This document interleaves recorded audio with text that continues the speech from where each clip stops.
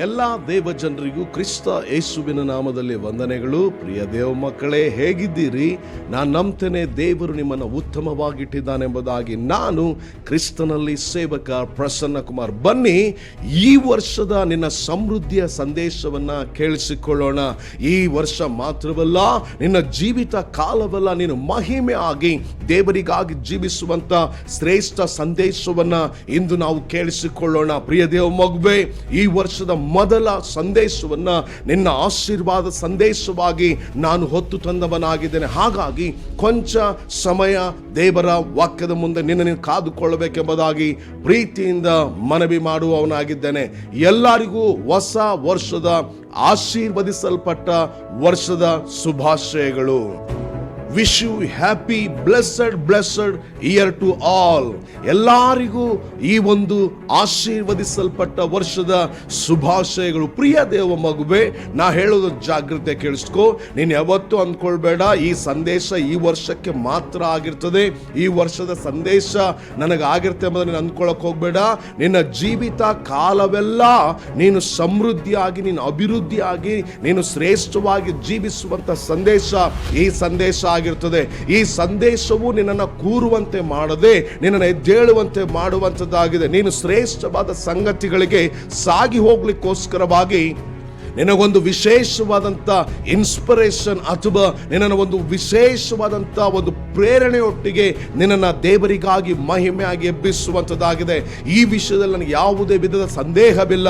ಹಾಗಾಗಿ ಕರ್ತನ ಸನ್ನಿಧಿಯಲ್ಲಿ ಕೊಂಚ ಸಮಯ ನಿನ್ನನ್ನು ಕಾದುಕೊಳ್ಳಬೇಕೆಂಬುದಾಗಿ ಮನವಿ ಮಾಡುವವನಾಗಿದ್ದೇನೆ. ಪ್ರಿಯ ದೇವ ಮಗುವೆ, ನಮ್ಮ ಬೈಬಲ್ ಅನ್ನ ಯೆಹೋಶುವನ ಗ್ರಂಥ 8ನೇ ಅಧ್ಯಾಯದ 1ನೇ ವಚನಕ್ಕೆ ತಿರುಗಿಸಬೇಕೆಂಬುದಾಗಿ ಪ್ರೀತಿಯಿಂದ ಮನವಿ ಮಾಡುವವನಾಗಿದ್ದೇನೆ. ಅಲ್ಲಿ ಯೆಹೋಶುವನು ಆಯಿ ಎಂಬ ಊರಿನ ವಿಷಯದಲ್ಲಿ ಯುದ್ಧ ಮಾಡಲಿಕ್ಕೋಸ್ಕರ ಹೋಗಿ ಆ ಯುದ್ಧದಲ್ಲಿ ಅವರು ಸೋತು ಅವನು ಬಂದು ಒಂದು ಸ್ಥಳದಲ್ಲಿ ಕೂತಾಗ ದೇವರು ಅವನೊಟ್ಟಿಗೆ ಮಾತಾಡಿ ಹೇಳ್ತಾರೆ, ನೀನು ಎದ್ದೇಳು, ಎದ್ದು ಮುಂದೆ ಹೋಗಿ ಆ ಆಯಿ ಮತ್ತು ಅದರ ಅರಸರನ್ನ ಸ್ವಾಧೀನ ಮಾಡ್ಕೋ.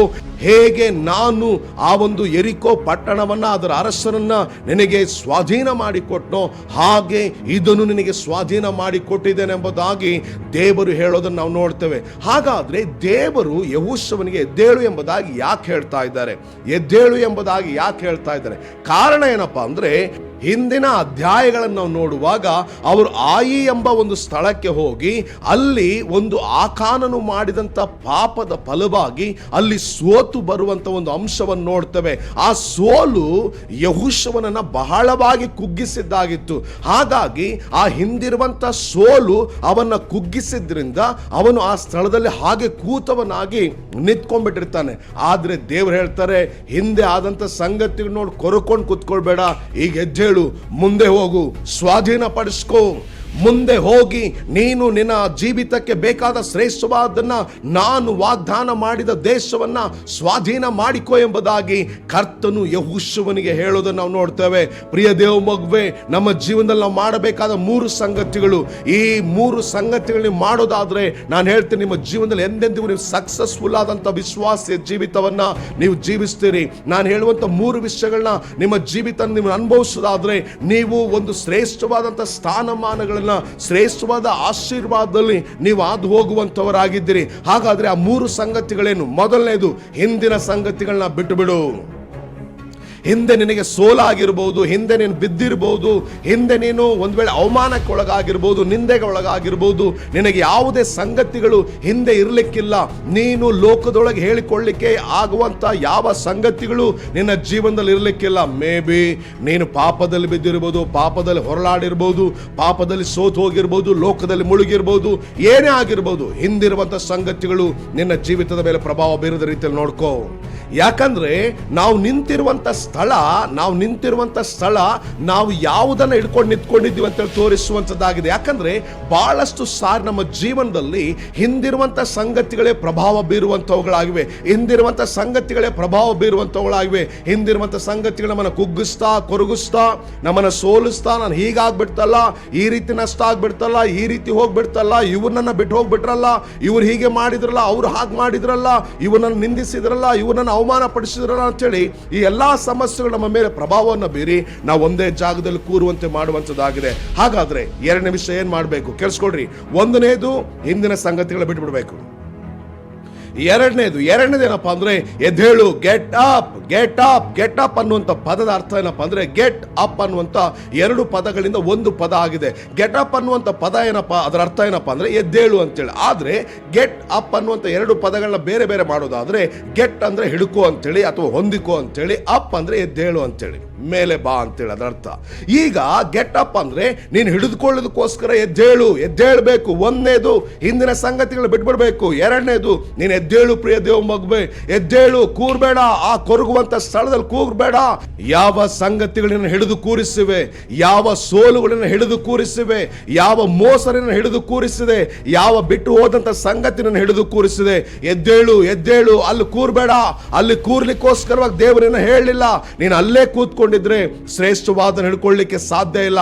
ಹಾಗಾದ್ರೆ ಒಂದನೇದು ನೀನು ಹಿಂದಿನ ಸಂಗತಿಗಳನ್ನ ಮರೆತು ಬಿಡಬೇಕು, ಎರಡನೇದು ಎದ್ದೇಳಬೇಕು, ಮೂರನೇದು ಹೋಗು ಹಿಡಿದುಕೊಳ್ಳಿಕ್ಕೋಸ್ಕರವಾಗಿ ಶ್ರೇಷ್ಠ ದರ್ಶನಗಳೊಟ್ಟಿಗೆ ಮುಂದೆ ಸಾಗು.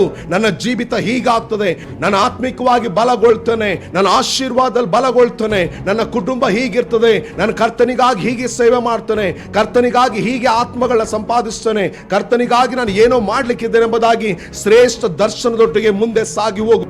ನಾನು ಹೇಳುವಂತ ವಿಷಯವನ್ನ ಜಾಗ್ರತೆ ಕೇಳಿಸ್ಕೊ. ನಿನ್ನ ಜೀವಿತ ಕಾಲವಲ್ಲ ನೀನು ಸಕ್ಸಸ್ ಆಗಬೇಕಾದ್ರೆ, ನಿನ್ನ ಜೀವಿತ ಕಾಲವಲ್ಲ ನೀನು ಆಶೀರ್ವದಿಸಲ್ಪಡಬೇಕಾದ್ರೆ, ನಿನ್ನ ಜೀವಿತ ಕಾಲವಲ್ಲ ನೀನು ಶ್ರೇಷ್ಠ ವಿಶ್ವಾಸದ ಜೀವಿತವನ್ನು ನೀನು ಜೀವಿಸಬೇಕಾದ್ರೆ ನಾನು ಹೇಳುವಂತ ಈ ಮೂರು ವಿಷಯಗಳನ್ನ ನೀನು ಅನುಸರಿಸು. ಎಂದೆಂದಿಗೂ ಸಹ ನೀನು ಸಕ್ಸಸ್ಫುಲ್ ಆಗಿ ಜೀವಿಸ್ತೀಯ. ಹಾಗಾದ್ರೆ ಆ ಮೂರು ವಿಷಯಗಳೇನು? ಒಂದನೇದು ಹಿಂದಿನ ವಿಷಯಗಳನ್ನ ಬಿಡುಬಿಡು, ಎರಡನೇದು ಎದ್ದೇಳು, ಮೂರನೇದು ಶ್ರೇಷ್ಠವಾದ ಹಿಡ್ಕೊಳ್ಳಿಕ್ಕೋಸ್ಕರ ಹೋಗು. ಯಾವ ವಿಷಯ ನಿನ್ನ ಹಿಡಿದುಕೊಂಡಿದೆ ಪ್ರಿಯ ದೇವ ಮಗುವೆ? ನಿನ್ನೆಯನ್ನ ಕಳೆದು ಇವತ್ತು ನೀನು ಇಲ್ಲಿಗೆ ಬಂದಿದ್ಯಾ, ಹಾಗಾದ್ರೆ ನಾಳೆಗೋಸ್ಕರ ಸಿದ್ಧವಾಗ್ತಾ ಇದ್ಯಾ? ಹಾಗಾದ್ರೆ ನಾಳೆಗೋಸ್ಕರವಾಗಿ ನೀನು ಸಿದ್ಧವಾಗ್ತಾ ಇದ್ಯಾ, ಅಥವಾ ಹಿಂದಿನ ದಿನದ ಆ ಒಂದು ಅಂಶ, ಆ ಒಂದು ಬೀಳುವಿಕೆ, ಆ ಸೋಲುವಿಕೆ ನಿನ್ನನ್ನು ಹಿಡಿದು ಕೂರಿಸಿದ್ಯಾ? ಪ್ರಿಯ ದೇವ ಮಗುವೆ, ಎಷ್ಟು ಕಾಲ ಅಲ್ಲೇ ಕೂತ್ಕೊಂಡಿರ್ತೀಯ? ಇಲ್ಲ ಇಲ್ಲ ಇಲ್ಲ ಇಲ್ಲ, ಎದ್ದೇಳು ಎದ್ದೇಳು ಪ್ರಿಯ ದೇವ ಮಗುವೆ. ನೀನು ನಿನ್ನೆ ನಡೆದಂತ ಆ ಸೋಲು, ಆ ಅವಮಾನ, ಆ ನಿಂದೆ, ಅಪಮಾನಗಳಲ್ಲಿ ಜೀವಿಸಬೇಕೆಂಬುದು ದೇವರ ಚಿತ್ತವಲ್ಲ. ಅದನ್ನ ಬಿಡು, ಎದ್ದೇಳು, ಮುಂದೆ ಸಾಗು. ದೇವನಿಗೆ ಶ್ರೇಷ್ಠವಾದನಿಟ್ಟಿದ್ದಾರೆ, ಶ್ರೇಷ್ಠವಾದ ಸಂಗತಿಗಳನ್ನಿಟ್ಟಿದ್ದಾರೆ, ಶ್ರೇಷ್ಠವಾದ ಆಶೀರ್ವಾದ ಜೀವಿತ ಇಟ್ಟಿದ್ದಾರೆ, ಶ್ರೇಷ್ಠವಾದ ಬದುಕನ್ನ ನಿನಗೂ ನಿನ್ನ ಕುಟುಂಬಕ್ಕೂ ನಿನ್ನ ಸಂತತಿಗೂ ದೇವರು ನೇಮಿಸಿದ್ದಾನೆ. ಹಾಗಾಗಿ ಎದ್ದು ಬಾ ಪ್ರಿಯ ದೇವ ಮಗುವೆ, ದೇವರನ್ನು ಆಶೀರ್ವದಿಸುವವನಾಗಿದ್ದಾನೆ. ನಿನ್ನ ಜೀವಿತ ಕಾಲವೆಲ್ಲ ನೀನು ಶ್ರೇಷ್ಠವಾದ ಆಶೀರ್ವಾದವಾಗಿರ್ಲಿಕ್ಕಿದ್ದಿ, ನಿನ್ನನ್ನು ಆ ರೀತಿ ಮಾಡೇ ಮಾಡ್ತಾನೆ. ಇದನ್ನ ಮಾತ್ರ ನಿನ್ನ ಜೀವಿತ ಕಾಲವೆಲ್ಲ ನೀನು, ನಿನ್ನ ಸಂತತಿ, ನಿನ್ನ ವಂಶಗಳು ಎಂದೆಂದಿಗೂ ಮರಿಲೇಬೇಡ್ರಿ. ಬನ್ನಿ ಪ್ರಾರ್ಥನೆ ಮಾಡಿಕೊಳ್ಳೋಣ. ಪ್ರೀತಿ ಉಳ್ಳ ಸ್ವರ್ಗೀಯ ತಂದೆ ಆದ ದೇವರೇ, ಯಾರೆಲ್ಲ ನಿನ್ನ ಮಕ್ಕಳು ಸೋತು ಹೋಗಿ, ಬಿದ್ದು ಹೋಗಿ, ಪಾಪದಲ್ಲಿ ಸೋಲಿನಲ್ಲಿ ಬಿದ್ದು ನಿಂತಿದ್ದಾರೋ ಆ ಜನರಿಗಾಗಿ ಪ್ರಾರ್ಥಿಸ್ತೇನೆ. ಅವರು ಅಲ್ಲಿ ನಿಲ್ಲದ ಹಾಗೆ ಎದ್ದೇಳಲಿಕ್ಕೆ ಸಹಾಯ ಮಾಡು. ನಿನ್ನ ಶ್ರೇಷ್ಠ ಆತ್ಮಿಕತೆಗೆ, ನಿನ್ನ ಶ್ರೇಷ್ಠ ಆಶೀರ್ವಾದಗಳಿಗೆ, ನಿನ್ನ ಶ್ರೇಷ್ಠವಾದಂತ ಆ ಒಂದು ಸ್ವಾಸ್ಥ್ಯಕ್ಕೆ ಸಾಗುವಂತೆ ನಿನ್ನ ಮಕ್ಕಳಿಗೆ ಸಹಾಯ ಮಾಡು. ಅವರನ್ನ ಹಿಡಿದಿಟ್ಟಂತ ಎಲ್ಲಾ ಸಂಗತಿಗಳನ್ನು ಒಡೆದು ಹಾಕು. ನಿನ್ನ ಶ್ರೇಷ್ಠ ಕೃಪೆಯಿಂದ ತುಂಬಿಸಬೇಕೆಂಬುದಾಗಿ ಹೇಳಿ ಎಲ್ಲವನ್ನು ನಿನ್ನ ಪಾಸದಲ್ಲಿ ಅರ್ಪಿಸಿಕೊಡ್ತಾ ಯೇಸು ಕರ್ತನ ಹೆಸರಿನಲ್ಲಿ ಬೇಡಿಕೊಳ್ತೇವೆ ಪರಲೋಕದ ತಂದೆ. ಆಮೇನ್, ಆಮೇನ್, ಆಮೇನ್. ಎಲ್ಲರಿಗೂ ಪ್ರೈಸ್ ದಿ ಲಾರ್ಡ್. ದೇವರು ನಿಮ್ಮನ್ನು ಆಶೀರ್ವದಿಸಲಿ.